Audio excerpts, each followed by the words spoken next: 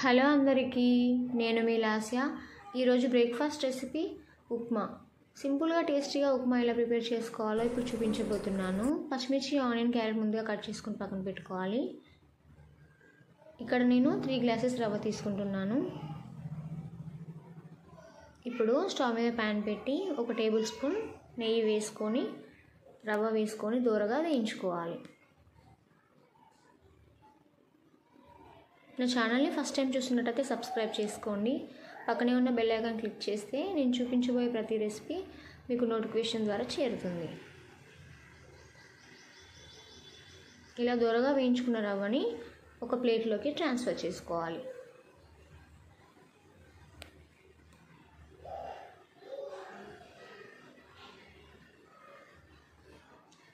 తర్వాత మనం రవ్వను వేయించుకున్న ప్యాన్లోనే 2 టేబుల్ స్పూన్స్ ఆయిల్ వేసుకోవాలి. కొన్ని వేరుశనగ గుళ్ళు, కట్ చేసి పెట్టుకున్న పచ్చిమిర్చి, ఆనియన్ వేసుకోవాలి. కొంచెం శనగపప్పు, 1 టీ స్పూన్ జీలకర్ర, ముందుగా కట్ చేసి పెట్టుకున్న క్యారెట్ ముక్కలు వేసుకొని ఒకసారి మిక్స్ చేసుకోవాలి. ఇప్పుడు ఇందులో కొంచెం కరివేపాకు కూడా వేసుకోవాలి.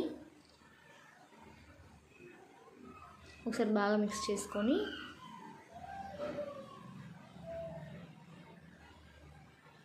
మెజర్మెంట్ ప్రకారం వాటర్ యాడ్ చేసుకోవాలి. 3 గ్లాసెస్ రవ్వకి 9 గ్లాసెస్ వాటర్ యాడ్ చేసుకుంటున్నాను.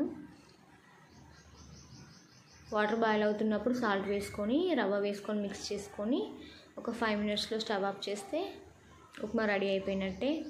సింపుల్గా చేసేసుకొని తినేయచ్చు. Thanks for watching. నా వీడియో మీకు నచ్చిందని అనుకుంటున్నాను. నచ్చినట్టయితే లైక్ చేయండి.